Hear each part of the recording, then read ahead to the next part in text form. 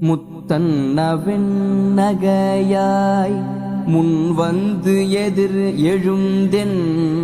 அத்தன் ஆனந்தன் அமுதன் என்றல்லூரி தித்திக்க பேசுவாய் வந்து உன் கடை திறவாய் பத்துடையீரீசன் பழஅடியீர் பாங்குடையீர்